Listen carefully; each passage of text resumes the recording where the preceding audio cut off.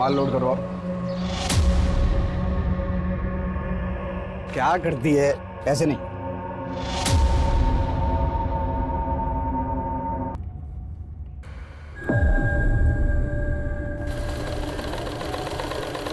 ठीक है।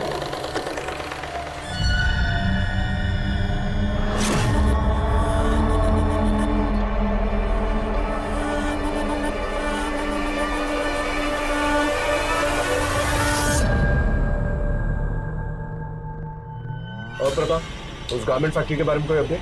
सर काफी टाइम से नजर बना के रखा हूँ उस गारमेंट फैक्ट्री पर, लेकिन वहाँ कुछ टेढ़ा काम होता हुआ नजर नहीं आ रहा सर। और काम इतना सीधा होता तो तुम्हारी जरूरत ही नहीं पड़ती। नजर बनाए रखो और खबर देते रहो। ठीक है सर।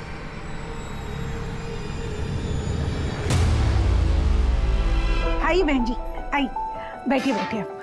अरे झुम्पा, कहाँ रह गई? आई चलिए,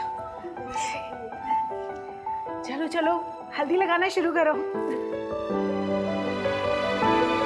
अच्छा काजल ताई, हमें शादी करके भूल तो नहीं जाओगी? चल अरे ऐसे कैसे भूल जाएगी? हम भूलने थोड़ा ना देंगे, और वैसे भी तुझे तो इसके साथ दहेज में भेजेंगे।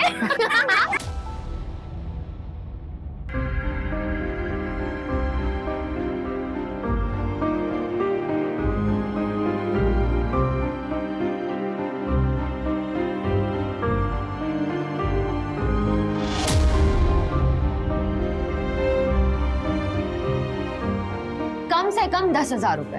इतना ज्यादा? हमारी दोस्त को हमसे छीन रहे हो, ये तो बहुत सस्ता हुआ। अरे ठीक है, अच्छा ठीक।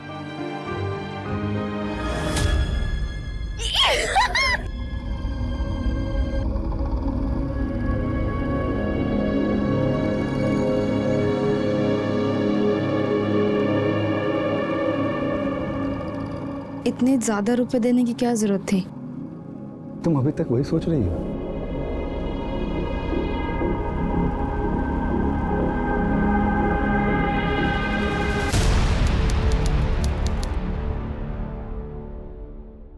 तो तुम ही बताओ ना, कैसे करूं मैं ये सब मैनेज? अरे यार, तुम्हारा ये क्या रोज का नाटक है?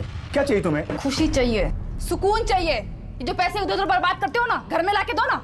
मेरी भी जरूरतें हैं, मुझे भी घर चलाना होता है, मेरे अपने भी शौक है। अरे तो वही तो पूछ रहा हूँ, क्या चाहिए तुझे? गर्मी में ना जान जलती है मेरी। एसी चाहिए घर में, साफ पानी पी सकूं उसके लिए फिल्टर चाहिए। कुछ ज्यादा तो नहीं मांग रही हूँ ना मैं तुमसे। देख, मैं जितना कर सकता उतना कर रहा हूँ तेरे लिए। तुझे बहुत दिक्कत है ना, जा अपने आए के घर। काजल बेटा, 2 बर्तन साथ में होंगे तो खनक तो उठेगी ना। अरे निखिल ने तुझसे गुस्से में कह दिया कि आई के पास चली जा। इसका मतलब ये तो नहीं ना बेटा कि तू अपना घर पति सब छोड़ के आ जाएगी। मम्मी निखिल मेरा बिल्कुल भी ख्याल नहीं रखते मम्मी। पत्नी हो ना उनकी जिंदगी में क्या हो रहा है जानने का हक है ना मुझे। वो कितना कमाते हैं, कहाँ खर्च करते हैं, कहाँ उड़ाते हैं, मुझे कुछ भी नहीं बताते। अब तुम्हें बताओ कैसे चलाऊंगी घर में? बेटा सब ठीक हो जाएगा, तू चिंता मत कर। काजल, काजल, काजल,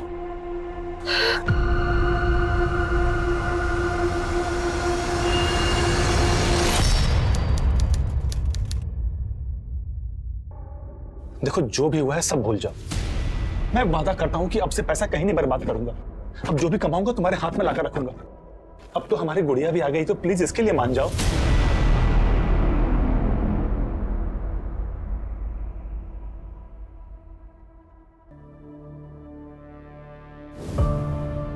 अरे कैसी है तू? बस आप ही का नाम लेती है गरिमा ताई। इतनी बड़ी हो गई है ये। गरिमा ताई, वो पैसों का कुछ बंदोबस्त हुआ क्या? मधु, ये लो। धन्यवाद ताई। खूब पढ़ाओ इसे। जब एक आदमी पढ़ता है ना तो सिर्फ अपनी जिंदगी सुधारता है, लेकिन जब एक औरत पढ़ती है तो पूरे समाज को सुधारती है। किसी भी बात की टेंशन मत लेना तुम। हाँ, चलो।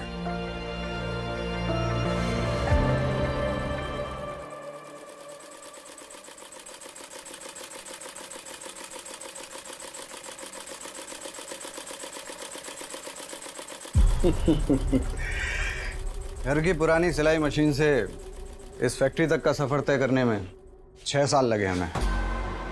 इस जगह ने बहुत सारे लोगों को रोजगार दिया है, उपलब्धि है अपने आप में। आइए आगे देखते हैं, आइए। डैमेज फैब्रिक की जो कलरिंग होती है उसका काम हम यहाँ करते हैं। काफ़ी बड़ा एरिया है। आइए आपको आगे दिखाते हैं। और ये हमारा गोडाउन।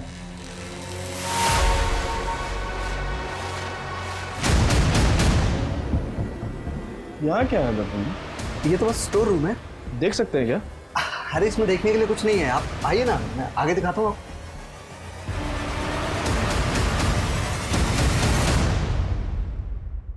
सर उस गारमेंट की फैक्ट्री से मीरा रोड के एक नंबर पर अक्सर बात होती है। किसी टूर एंड ट्रेवल्स के ऑफिस का नंबर है सर। मीरा रोड जाके पता कर, अगर एक भी क्लू मिल गया ना तो इस गारमेंट फैक्ट्री की खैर नहीं। जी सर।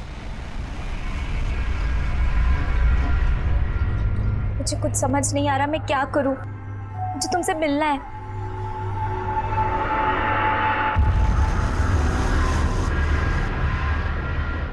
बाबा को तुम्हारे बारे में पता चल गया इकबाल, वो हमें कभी एक नहीं होने देंगे। तुम परेशान मत हो अंजलि, मैं तुम्हारे बाबा से बात करूंगा। क्या बात कर कहा? क्या बात करेगा? मेरी बात तो सुनिए अंकल, एक मिनट सुनिए तो आप। तेरे को शर्म नहीं आती? हाँ? अपने लोगों में जाकर के लड़कियां क्यों नहीं फंसाता? हमारी बहू बेटी पर नजर डालता है। पापा प्लीज इकबाल को जाने दीजिए, बाबा प्लीज इकबाल को जाने दीजिए। जब अपना ही सिक्का खोटा हो ना तो आदमी किसी और से क्या बात करेगा?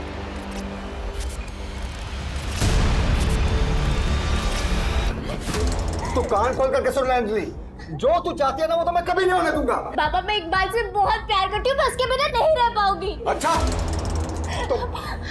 तो फिर ना तो अपने बाबा के बिना रहना सीख ले। छोड़ अंजू, छोड़िए, रुक मैं बोल रहा हूँ छोड़। आज मैं सारा किस्सा ही खत्म कर देता हूँ। जब मैं नहीं रहूंगा ना उसके बाद इसका जो मन चाहे वो करे। नहीं पापा मत कीजिए, वो मत कीजिए, आप जो कहेंगे मैं वही करूंगी। आप जो कहोगे मैं वही करूंगी। दर्पण भाई, मेरे तो कुछ भी समझ में नहीं आ रहा है कि मैं क्या करूं।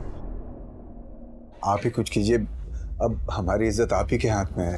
फिक्र मत कीजिए नंदन भाव, आपकी इज्जत हमारी इज्जत, काम हो जाएगा।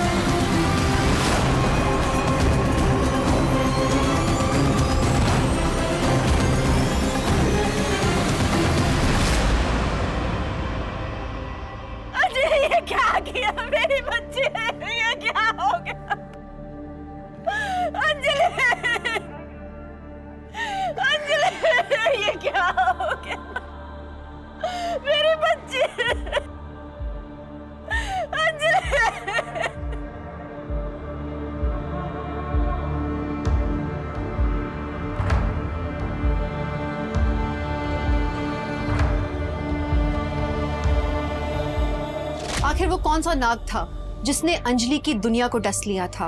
अंजलि को इकबाल से प्यार था और उसका ये प्यार का रिश्ता उसके माता पिता को मंजूर नहीं था।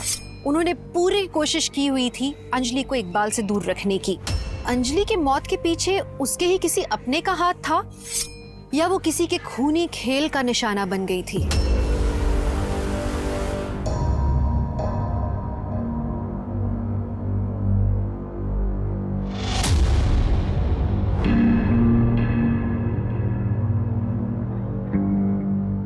कुछ भी करो, मैं और ज्यादा बर्दाश्त नहीं कर सकती। मैं तुमसे और ज्यादा अब दूर नहीं रह सकती।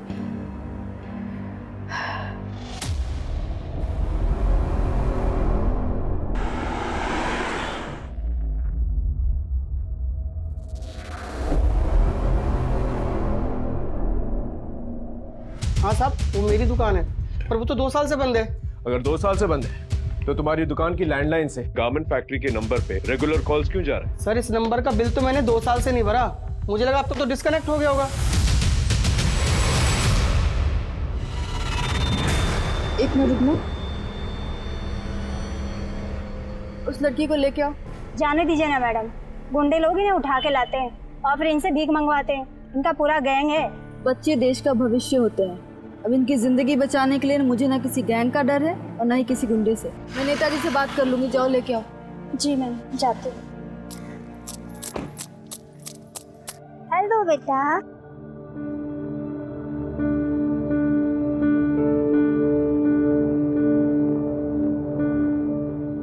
क्या नाम है तुम्हारा? श्वेता। अच्छा, आओ बैठो।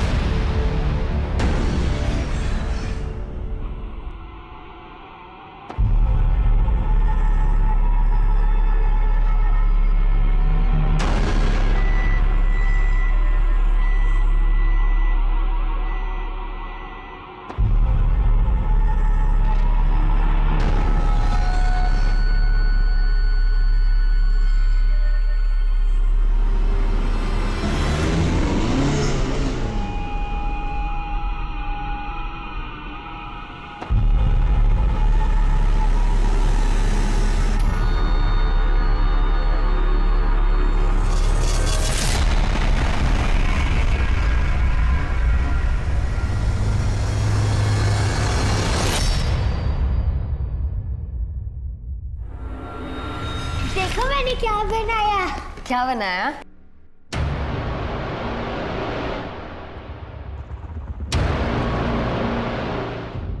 मेरी कुछ समझ में नहीं आ रहा खुशी, मैं क्या करूं।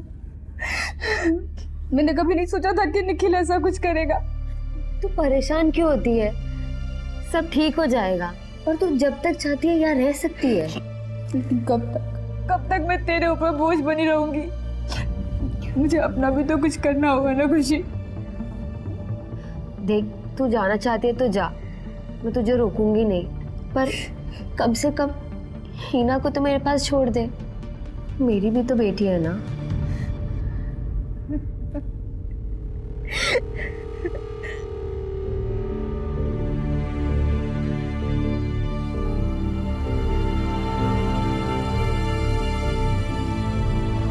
सर, मैंने मीरा रोड के टेलीफोन एक्सचेंज में जाकर उस दुकान के फ़ोन नंबर के बारे में पता किया। सर, उसके लैंडलाइन का बिल वो रेगुलर कैश में जमा कर रहा था, लेकिन वहाँ के ओनर सिंह ने तो कहा था कि उसे इस बारे में कुछ भी पता नहीं। अगर शॉप बंद थी, लैंडलाइन से फोन कौन कर रहा था? हो सकता है नकली चाबी बनवाई। इस सिंह से ज्यादा पूछताछ नहीं की ना? नहीं सर। और लैंडलाइन भी नहीं कटवाई? नहीं सर। गुड। पता करो इस लैंडलाइन से गारमेंट फैक्ट्री के अलावा और कहाँ कॉल्स गए। अगर चूहा बिल में छुपा है तो बिल तो खुद ही हुई।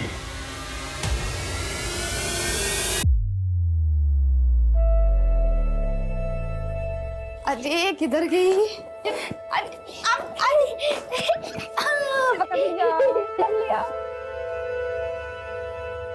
चल। अच्छा, तुम्हारे आ जाने के बाद ना इस शैतान की शैतानियां और बढ़ जाती है। मम्मी, मैं आपको मेरा ड्राइंग दिखाऊं? हाँ। संभाल कर। तू कैसी है? ज्यादा परेशान तो नहीं करती ना? बहुत परेशान करती है, लेकिन मुझे एक बात बताना, अगर बेटी अपनी माँ को परेशान नहीं करेगी तो किसे परेशान करेगी? थैंक यू खुशी। अगर तू नहीं होती ना तो पता नहीं मैं क्या करती। मैं गुमसुम काजल से गरिमा ताई कभी नहीं बन पाती, लेकिन मैं यहीं तक रुकने वाली नहीं हूँ। मैं ना औरतों की जितनी मदद हो सके ना उतनी मदद करूंगी। मुझे कुछ ठीक नहीं लग रहा है।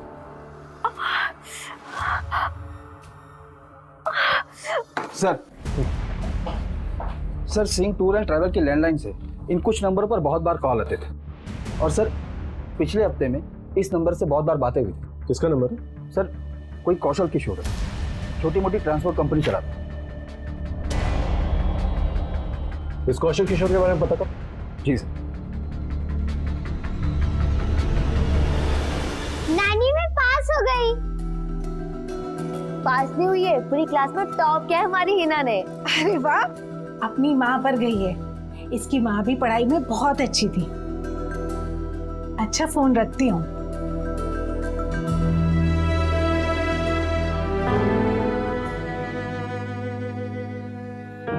काजल ने हमारी जिद पर निखिल से शादी की थी।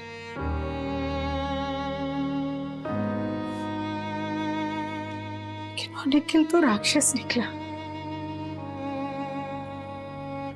उसने तो झुम्पा के साथ ही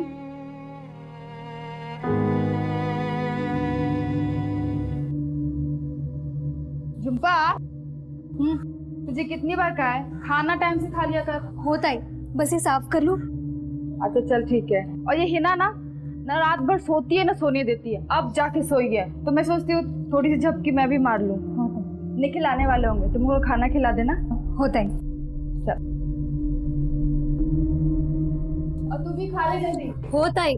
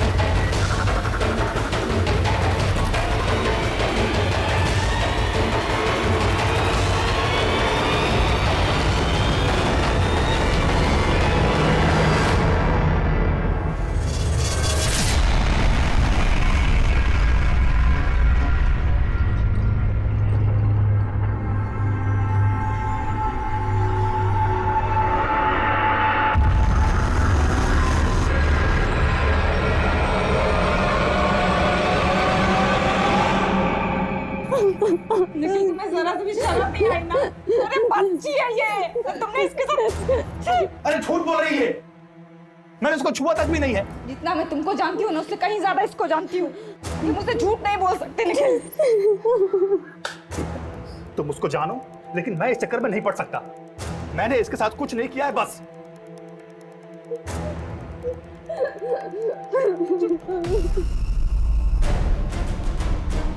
तुम्हें क्या लगा था कि तुम मेरा पति हो तो मैं तुम्हें माफ कर दूंगी?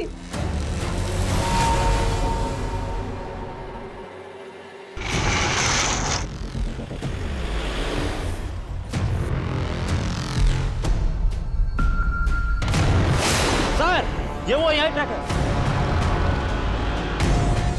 गाड़ी चेक करो। ये सर। क्या है गाड़ी में?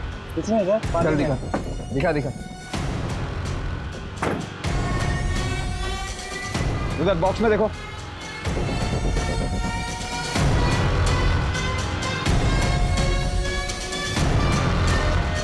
सर, ये तो ड्रग्स है।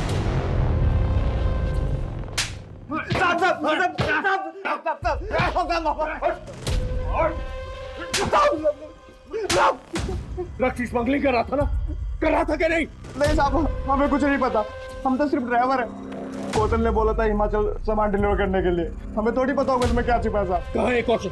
साहब यही मीरा रोड में रहता था।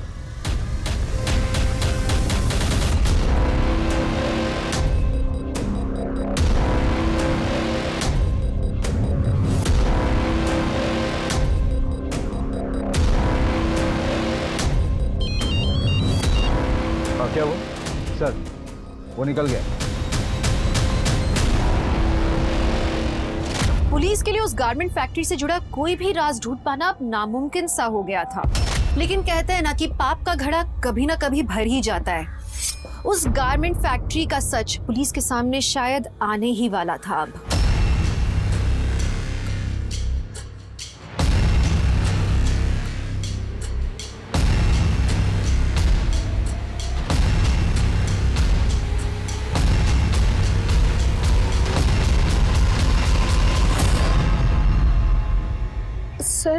मुझे कंप्लेन लिखवानी है।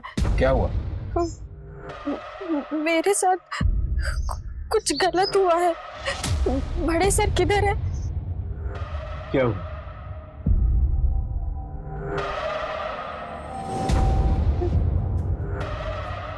मैं प्रेग्नेंट थी, मेरा मिसकैरेज हो गया। लॉज ने आपके साथ कुछ किया? नहीं सर, मैं उस दिन उषा नगर वाले गारमेंट फैक्ट्री में गई थी।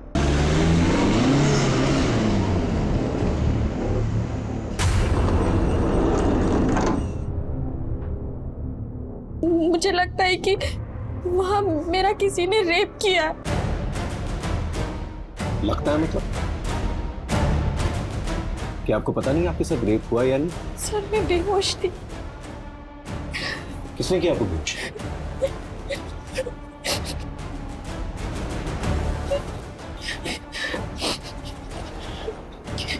देखिए डरिए मत, जब तक आप हमें खुल के नहीं बताएंगे हम आपकी मदद नहीं कर पाएंगे।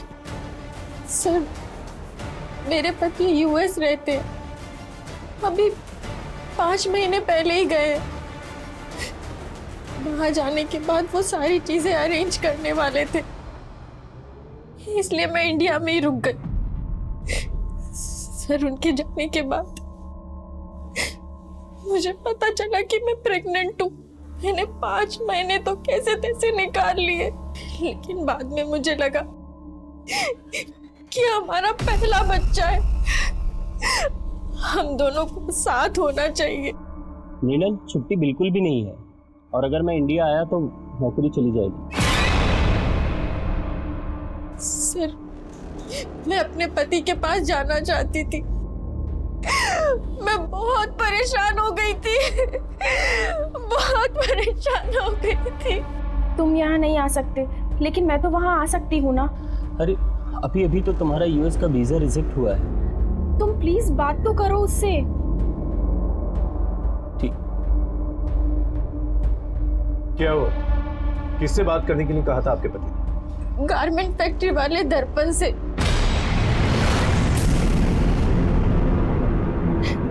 दर्पण से क्यों? वो इलीगल तरीके से लोगों को यूएस भेजता है।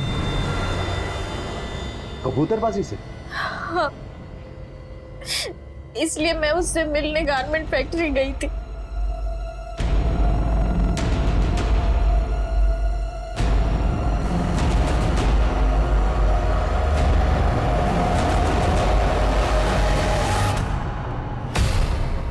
आप पक्का इस हालत में वहां जाना चाहती हैं? हाँ, मेरा जाना बहुत ज़रूरी है। मैं चाहती हूँ कि जब मेरा बच्चा इस दुनिया में आए तो मेरा पति मेरे पास हो। ठीक है भाई, ये देखिए, हम आपको पनामा के जंगल क्रॉस करवाएंगे, उसके बाद मैक्सिको पहुंचाएंगे, मैक्सिको से फिर यूएस बॉर्डर। लेकिन बॉर्डर क्रॉस करने में अच्छा खासा रिस्क होता है। हाँ, मैं समझती हूँ। देखिए, सफ़र काफ़ी मुश्किल भरा होता है। कई बार ट्रक्स के अंदर, ऑयल टैंकर्स के अंदर छुप छुपा के जाना होता है। तो हम अक्सर ऐसा करते हैं कि नींद का इंजेक्शन दे देते हैं ताकि तकलीफ बहुत कम हो। और आपकी हालत देखकर ऐसा लगता नहीं कि हमें वहाँ जाके रिस्क लेनी चाहिए। तो मैं तो कहता हूँ एक बार यहीं पैच टेस्ट कर लेते ताकि पता चल जाए कि कोई साइड इफेक्ट तो नहीं। ठीक है। ओके, तो ये आपको इंजेक्शन लगा देंगी? मुझे थोड़ा ज़रूरी काम है, मैं चलता हूँ।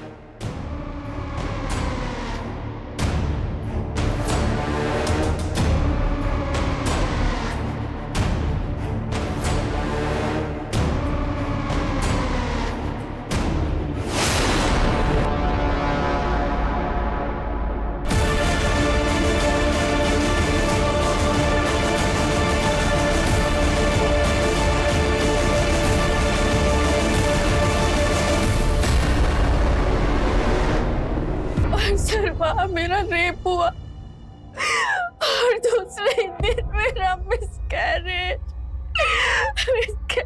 हो गया। मुझे कुछ ठीक नहीं लग रहा है। मृणाल, क्या क्या हुआ?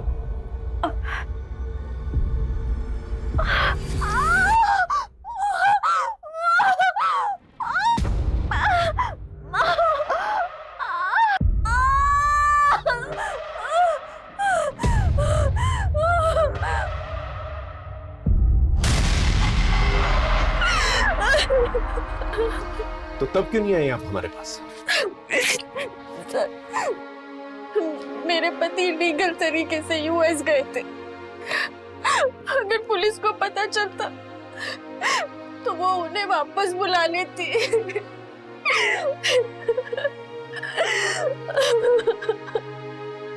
कहते हैं गलत काम का गलत नतीजा होता है, लेकिन मृणाल के पति की गलती की सजा इतनी बड़ी होगी उसने सोचा नहीं था। मृणाल की शिकायत के बाद पुलिस ने उस गारमेंट फैक्ट्री का पूरा सच जानने की कोशिश की, लेकिन उनके हाथ कुछ भी नहीं लगा। सर उस गारमेंट फैक्ट्री के खिलाफ तो कुछ नहीं मिला, लेकिन मृणाल के बयान से तो ये साफ है कि उस फैक्ट्री में उसके साथ रेप हुआ था।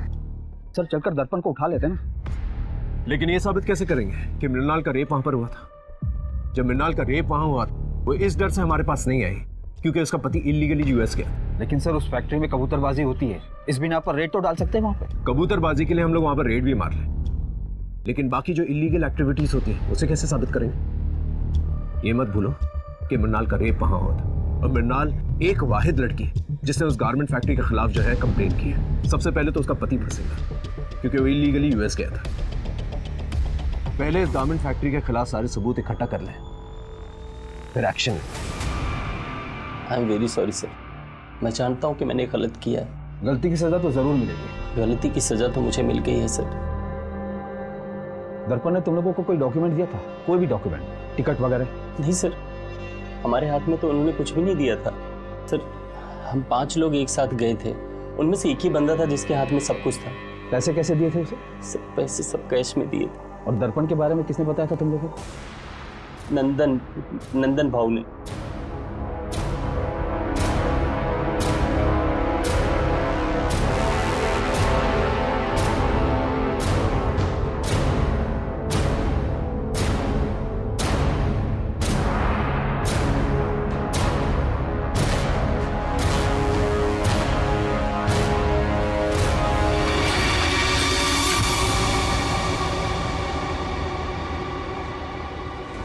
सर, अंजलि को इकबाल से प्यार हो गया था और इसीलिए हम लोग उसको उसके भाई के पास यूएस भेजना चाहते थे, पर अंजलि का वीजा नहीं हो पा रहा था और जिसके लिए मैंने दर्पण भाई से मदद भी ली थी। अंजलि गई थी मिलने के लिए उनसे, पर वापस आके अंजलि ने सुसाइड कर लिया था सर। आप लोगों को अजीब नहीं लगा कि गारमेंट फैक्ट्री से आने के बाद उसने सुसाइड कर लिया? हो सकता है वहां पर उसके साथ कुछ गलत हुआ हो। हमने तो यही सोचा था कि शायद अंजलि खुद यूएस नहीं जाना चाहती है और हम दोनों से जबरदस्ती भेज रहे थे, इसीलिए उसने शायद आत्महत्या कर ली हो। और आज तक हम लोग एक दूसरे को माफ नहीं कर पाए। ये दर्पण ने आप लोगों को कोई डॉक्यूमेंट्स वगैरह दिए थे? डॉक्यूमेंट्स? नहीं। इस अंजलि के केस को अच्छी तरह से खंगालो, उसके मोबाइल रिकॉर्ड, लोकेशन रिकॉर्ड, सब कुछ। जी सर।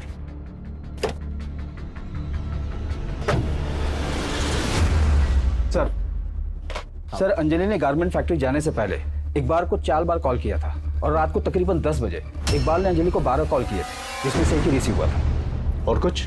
सर इकबाल के मोबाइल लोकेशन के अकॉर्डिंग वो उस रात गारमेंट फैक्ट्री के पास ही था। उसके बाद अंजलि के घर के पास गया था, तकरीबन रात 1 बजे तक वो वहीं था। हर औरत के अंदर ना दुर्गा का रूप होता है। वहाँ मेरा किसी ने रेप किया। वहाँ कुछ टेढ़ा काम होता हुआ नजर नहीं आ रहा। फिक्र मत कीजिए नंदन भाऊ, आपकी इज्जत हमारी इज्जत है। रात को तकरीबन 10 बजे इकबाल ने अंजलि को 12 कॉल किए थे, जिसमें से एक ही रिसीव हुआ था।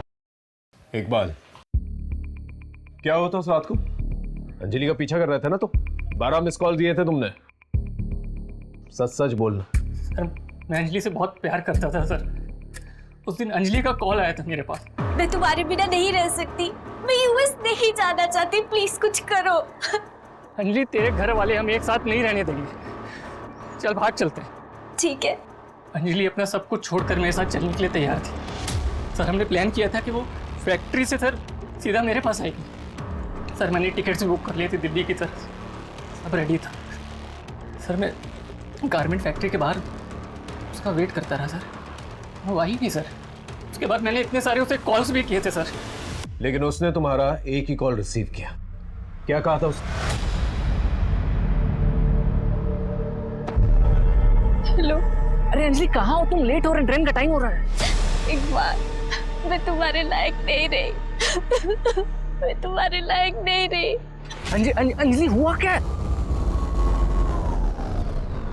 अंजलि ने इकबाल से कहा था कि अब वो उसके लायक नहीं। इसका मतलब गारमेंट फैक्ट्री में उसके साथ कुछ ना कुछ गलत जरूर हुआ था। नहीं, दर्पण भाई ऐसा कुछ गलत कैसे कर सकते हैं? कर भी सकते हैं। इनफैक्ट एक लड़की आई है हमारे पास रेप कंप्लेंट लेके, और 5 केसेस हैं हमारे पास जिनका लिंक कहीं ना कहीं उस गारमेंट फैक्ट्री से है। आप लोग सिर्फ कंप्लेन कीजिए, अगर उसने किया है नहीं किया है हम उससे गुलवा लेंगे।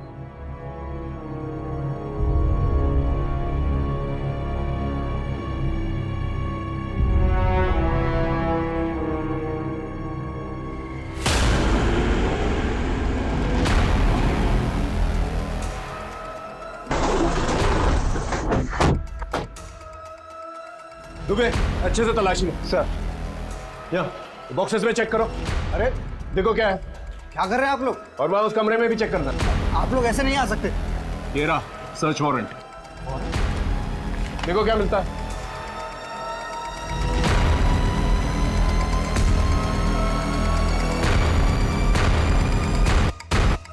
सर, सर यहाँ कबूतरबाजी से रिलेटेड कुछ भी नहीं मिला। सर, हाँ ये मिला।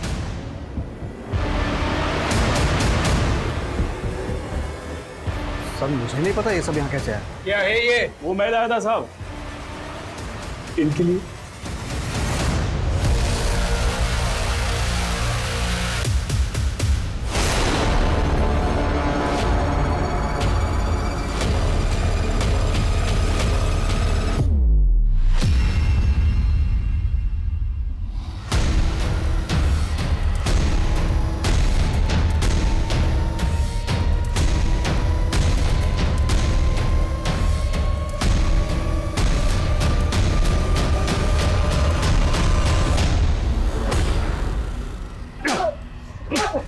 ड्रग्स की स्मगलिंग करता है? हाँ साहब मैं तो बस ट्रक भाड़े पर देता था, कौन उसमें क्या ले जाता मुझे नहीं पता। किसे दी ट्रक भाड़े? बोल। साहब वो सिंह टूर्स एंड ट्रेवल्स को।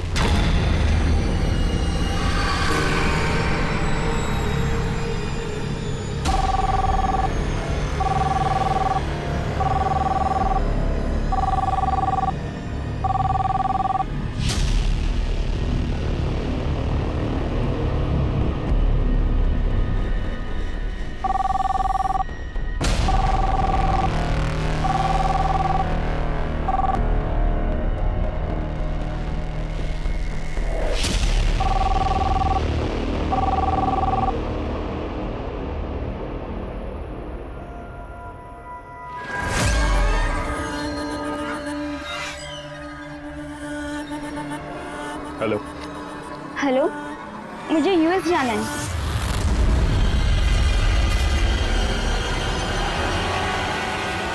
मैं यूएस में जॉब के लिए जाना चाहती हूँ, लेकिन मेरा वीज़ा नहीं हो पा रहा है क्योंकि मेरे सर्टिफिकेट में थोड़ा प्रॉब्लम है।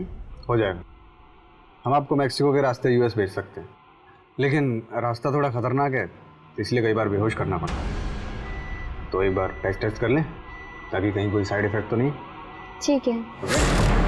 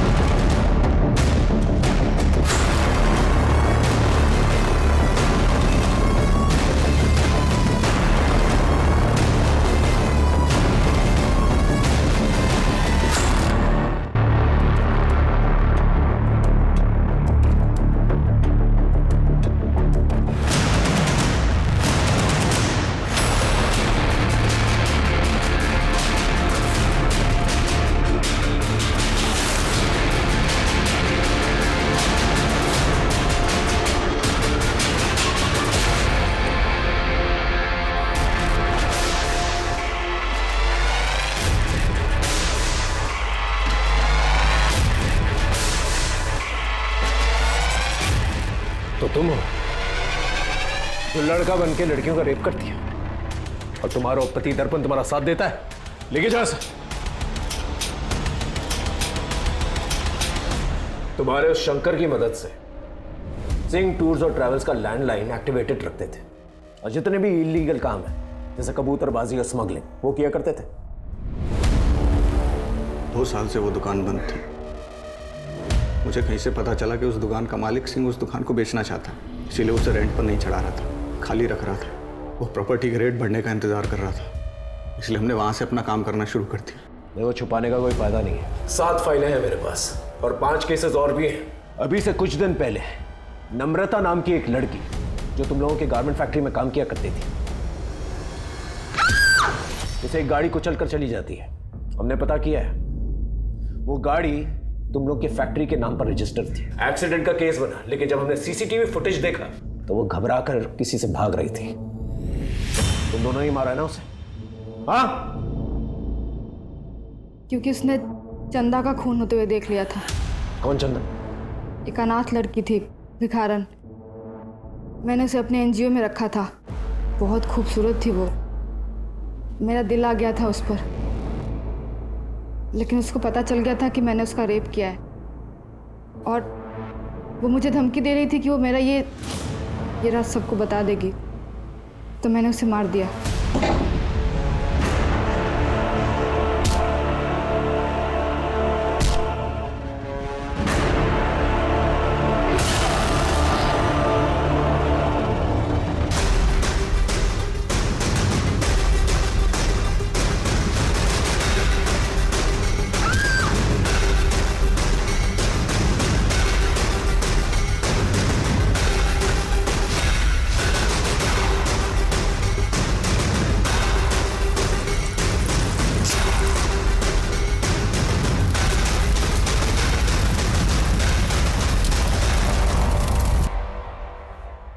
और तुम्हारी वो जो पार्टनर है ना, उससे मिल के आए हम लोग।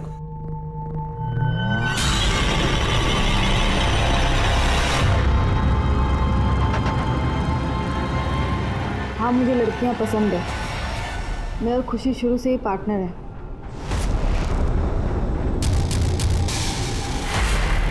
समाज को दिखाने के लिए तुम दोनों ने शादी की? हाँ, मेरे और खुशी के बीच में एक डील हुई थी कि शादी के बाद हम दोनों अपने अपने पति के साथ रहेंगे, लेकिन हमारा रिश्ता कायम रखेंगे। और तुम्हारा पहला पति निखिल? मैं उससे खुश नहीं थी। उसके बूढ़े माँ बाप गाँव में रहते थे, अपनी कमाई का आधा हिस्सा वो उनको भेजता था। और वैसे भी शुरू से मुझे झुम्पा पसंद थी।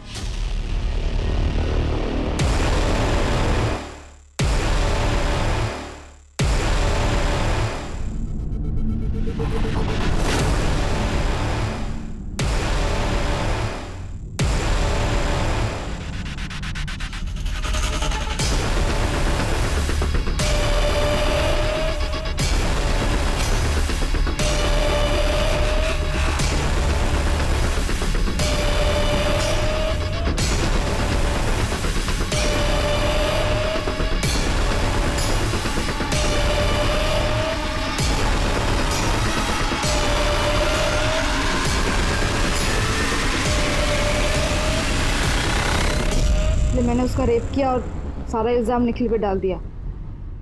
निखिल वो सदमा बर्दाश्त नहीं कर पाया और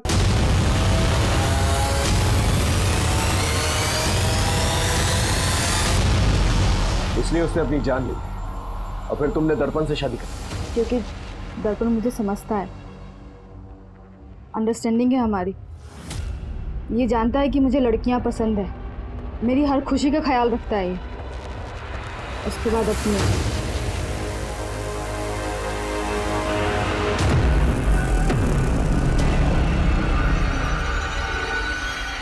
अंजलि का रेप भी तुम नहीं किया? बोलो। उसको इलीगल तरीके से यूएस जाना था, लेकिन फिर वो यूएस नहीं जाके अपने घर वापस चली गई। और घर जाने के बाद जब वो रेप का सदमा बर्दाश्त नहीं कर पाई, उसने अपनी जान ली, सुसाइड कर। शर्म आनी चाहिए तुम्हें। लोग तुम्हें देवी मानते हैं, तुमने एक राक्षस जैसा काम किया। क्या करूं सर, लड़कियों का शौक है मुझे। अब अपने शौक जो है ना, जेल में पूरे करो।